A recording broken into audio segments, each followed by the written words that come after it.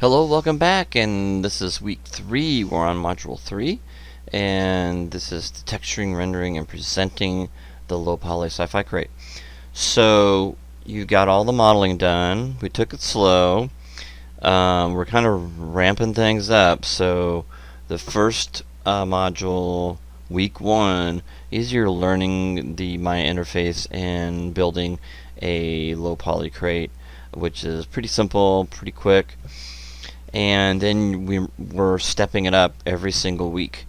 So one week builds on to another, So we're on week 3. We're going to finish this sci-fi crate up. You have the low poly, and now you have the high poly. So we're no longer going to use the high poly from Maya. We're going to use the high poly OBJ you sent out, you exported out of Mudbox, because that has all the detail on it. Okay. Now, I have to be clear on this, that these two, and if you need to watch the managing file tutorial that I have later in this, under the lessons, that shows you how to manage your files, it talks about, and it's very clear, that you need to make sure your low poly and your Mudbox high poly are that are in the same scale, the same size, and they're occupying the same space, which means that they're on top of each other, okay, for it to work. So please watch that video and explain it a lot more clear. But I'm just gonna. This is a general overview of what you're going to be doing in module 3. Again, you guys can reach me 9 to 5, Monday through Friday, and of course, if you send me emails after that, I have responded to you guys. Just understand that after 5 o'clock, I have at least 24 hours to respond to you. Between 9 and 5, I try to get back to within the hour, and if you text me, I'll usually be able to get back to you sooner. And if I'm busy doing something, or there's an emergency that I've had to take care of, or whatever, that happens here and there, I'll text you directly. If I can solve the issue texting, I'm happy to do that. Again, after 5 o'clock, it's iffy if I get back to you within 24 hours. Okay, just let you know, 9 to 5.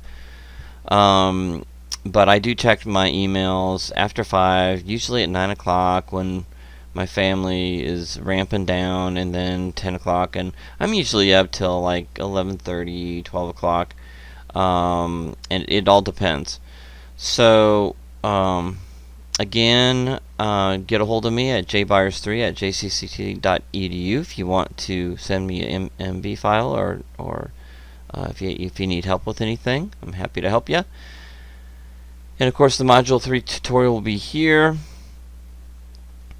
Right, you guys are required to check your student email account and your Canvas announcements every day. These have important information for you. There's stuff that once I publish a module, it's not a good idea for me to change it. I've done that, and students get kind of irritated, and I don't like doing that. So you'll see updates through Canvas announcements. If there are any, you'll usually see them there. Okay, so please make sure you read your student email account and your Canvas announcements at least twice a day. Alright, you guys know what the weekly schedule is now. You've got it down. So we start on Monday and we end on Sunday, and discussions, we start on Monday, and we want you to post before Wednesday, your initial post, just basically answering the first part, and then I need you to respond to 2 other students by Sunday. Quizzes are usually, I open them earlier than Friday. I open them on Wednesday, at least give you until Wednesday, and you have until Sunday to take it. Okay, my quizzes are, you can do it multiple times, and you can use notes, you can have Maya open, so whatever you need to get the job done, just take those quizzes. Everybody should be getting 10 points on those quizzes, especially if I give you multiple chances. Okay, And the overview, basically, we're taking you through the entire process of UV mapping. So this is a big week. It's not hard. It's just very time consuming. So part 3 is probably the most time consuming. So if part 1 was the easiest, part 2 was kind of medium, and then the length it will take to do this will be a lot longer, probably twice as long. So we're talking about 10 to 12 hours on this one. Okay, so that's how you're going to have to pace yourself. So you're going to have to do about 2 hours a day starting right on Monday, 2 to 3 hours, and push through this as fast as you can and get as much done as you can before Friday and Saturday, because Saturday and Sunday is time for me to be with my family, so I'm checking emails a lot less, okay, than during the week. So I always tell students, get back to me within the first couple days if you're having issues and if you have questions, okay? Alright, so again, objectives, you guys can read all that. Course assignment. Now we're going to get to the point of creating the textures. So we have to go through a couple of things. We have to take the low poly. We have to lay out the UVs using Udums, okay, Udem tiles, and then we're going to go ahead and save that out. So we'll save that scene out, and then we'll triangulate that with the Udem tiles. So you have 2 of them. You'll duplicate it. So one's the low poly, and then one will be the low poly with the triangulation on it that we'll send out to Substance Painter. Now you're going to have Substance Painter installed, so that's very important that you install Substance Painter. How do we get that? Well, you can type in your favorite browser, Substance Painter Educational License. If you haven't downloaded this already, you're kind of behind a little bit, so this may take you a couple hours just to get that done. But you'll type that in and you'll get something that reads Education, Universities, and Schools, Substance 3D. So click on that, and you can go in here and get your free license. Okay, you're entitled to a free personal license. Again, make sure that you just follow the instructions. And I pay for mine. I don't have to, but I pay for mine monthly because I like Substance Source. Substance Source is amazing. For $19.99, it's well worth it. Okay, Substance Source is something you'll use basically professionally. So if you can afford to do it, I highly recommend it, because you get all these materials and you can download quite a few. And anyway, you have to log in, but it really depends on what you want. So anyway, go for it if you want to. I'm not telling you have to, but it does open you up to getting some really professional results very, very quickly. You still have to do the work. You know, you have to put in the work in Substance Painter, but it does help. And then there's Substance Share, which if you don't want to go in there and pay for it, then Substance Share is something that I have a lot of students go to get started. Okay, so my favorite is metal. We're going to be doing metal, and we have smart materials. It's a little different, and those are the things we're going to go over. Is that these use multiple materials, not just one, to create an object. And smart materials see the ambient occlusion maps, the normal maps, and it kind of gives you that worn look, okay, on an object that you wouldn't get from a regular material. So you're going to want to look at smart materials, and this is free to you. Okay. Alright, so start looking at these things and downloading things you think you might want to use. And I think the one I have is the red oily machine one, which is really good. The rusty metal one, that's really good. And the metal rust. And here's one, rusty dark metal. Those are all good. And here's one that painted steel material with looks like it's been scuffed up and used. So we want to have something that looks used, and these are really nice to have, the smart materials, and they work really well if you can get your normal map to bake properly, your ambient occlusion map and your depth map to properly bake. So we have to do everything just right. So the idea is, and this is the result that I got, and you guys, the whole idea is not to follow what I have. And I mean, you can if you want to, but I really don't go step by step in how I created this. I basically get you started, and I want you to do your own paint job, you know, what you want it to look, what you're envisioning your piece will look like.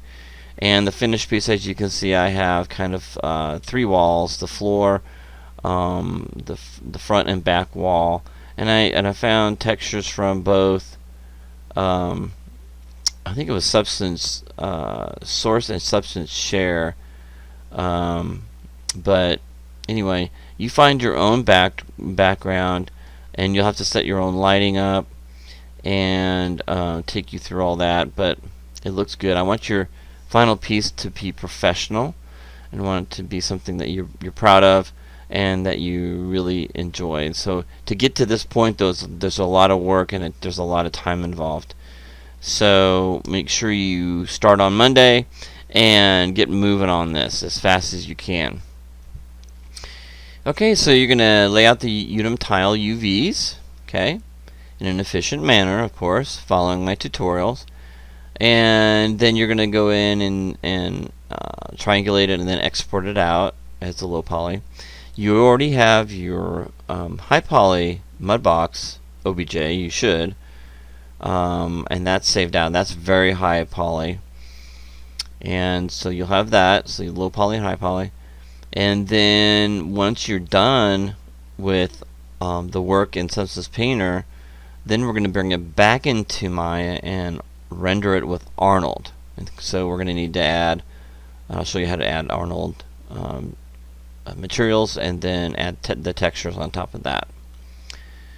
And then you'll light and render your scene. You'll finish it up with a final professional presentation, kind of a portfolio piece like you see here. And software used, you guys all know that we should have Autodesk Maya 2021. Now I do have Substance Painter, and I just downloaded the latest version. I didn't see, the reason why I do that is because I didn't see any changes, and I always like to see if there are any changes. So I'm going to go ahead and open it up, and I'll show you which one I have. Yeah, it's always complaining about disk space. I'm going to continue anyway. And Mudbox was great, but Substance Painter this is where all the fun is. This is where it really becomes fun. So, just to kind of give you a quick overview, real quick, is when you open up Substance Painter to get your files in, you want to do the low poly with the triangulation, right? So I'm going to go to File, we're going to go to New. Okay, so we want to PBR metallic roughness. Okay, you got choices here, but we want to keep it at PBR metallic roughness. Okay, and then you select your object. So click on Select and find your low poly triangulated. Okay.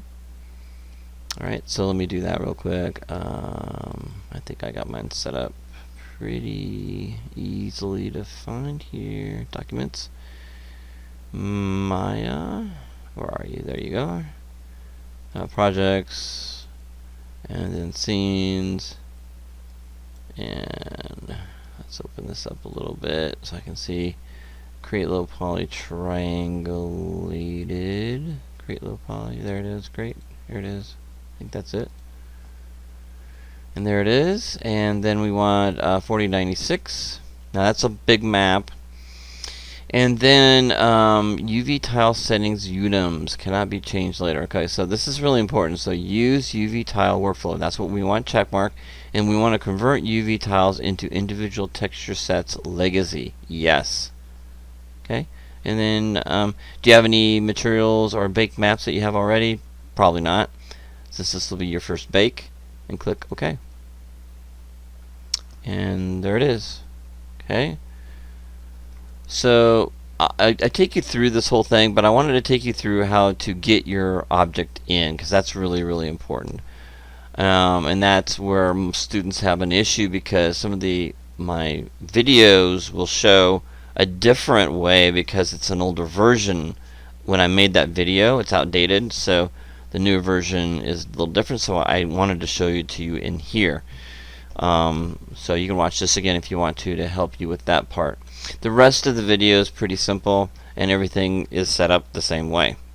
These are the Udem tiles that we have, and the rest of the video should work. Okay, so because I take you through how to use the Udem tiles and how to set everything up. So everything else is the same, and you can watch those videos and from this point on. Alright, so hopefully that cleared things up. And I can just discard it. Here we go. Alright, so Substance Painter is really important. Get that downloaded and start using that. My interface, user interface, you should be a lot more familiar with it. Memorize this. These are all on your quizzes. And the shortcuts, the one key shortcuts you need to memorize. And then we talk about what is texturing. Now, a model is just kind of plain.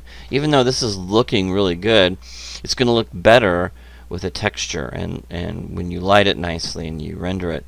Right now the model looks like a model. It's still cool looking, and it's modeled nicely, but texturing just adds that extra realism.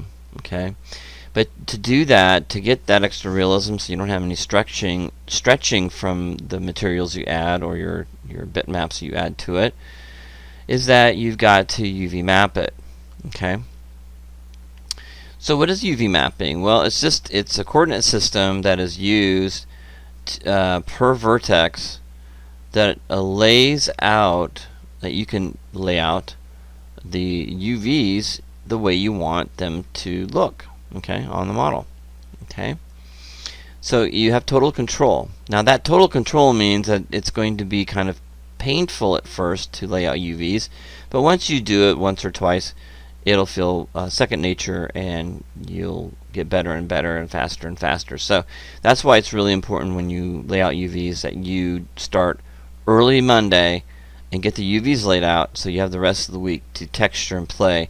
Because the UV maps, as far as I'm concerned, is the worst, most painful thing that an artist does. And I have some students, I don't mind it doing it now because I know what I'm doing, but as a student it's very difficult at first, so just stick with it. It's not hard work, it's just very tedious work. Okay, and you're gonna lay it out. I've got step-by-step instructions on laying out UVs, so don't worry if you miss something. You can always pause the video and start over again. But you know, when you get your UVs completed, then you can place them exactly how you want it to look. So and then basically I take you through what are UVs, UV mapping, and then I kind of go over the concepts in this, and you can see all the stuff all the concepts we cover.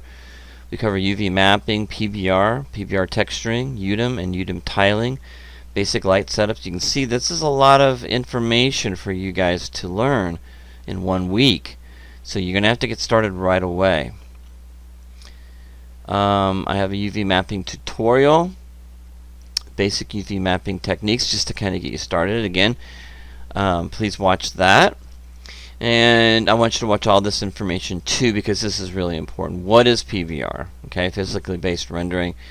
This basically means this is going to be as close as you're going to get to photorealism as you'll ever get. And whether you use Blender or not, Blender uses PVR texturing workflow as well. It's just very photorealistic. Okay. And here's another video you guys need to watch. And then, why do we use Udem and Udem tiling? More and more professional companies are using Udem tiles because they're a lot more flexible, and you can get a lot more resolution out of a texture using Udem tiles. And then I go through basics of lighting. Okay, So that's really important. Standard 3-point lighting, and I want you to really understand that because you're going to be using that throughout this course, that type of lighting. Even though you're using Arnold, you still need to use the 3-point light system to make your models look the best. Okay, so make sure you watch those videos. Again, the course assignment is to lay out UVs for your large crate, and then texture your large crate, bring it back into Maya, and render it. Okay, so that goes through the UV mapping. You watch those tutorials, and then we go into Substance Painter again. When you're watching and importing, you probably want to come back and reference this video on how to get started, but the rest of the video is perfectly fine. So if you need help with something, let me know, and I'm happy to answer your questions and let you know how I did something or whatever, whatever your question may be. Okay, and then we got to add the textures back into Maya. All right, and then I show you how to add textures to the little bits and pieces, how I laid those out, and then texturing those back into Substance Painter, and then back into Maya, and putting everything together, lighting and rendering, and then your final piece. Okay, and then how I'm going to grade you. Okay, now basically the same thing. I want to have perspective front and back screenshots of the low poly. Okay, and just give me exactly what I want, and your turn-in instructions. Now in my turn instructions, again, I have a large and small. Ignore the small one. You guys don't have to do that. You're just doing the large. But if I talk about that, just ignore that part and know that you have to turn in the low poly large sci-fi crate as an MB. And then I need all of your screenshots, your renders. Okay, alright. And I need your textures. Make sure you have all your textures available. That's going to be for a big file.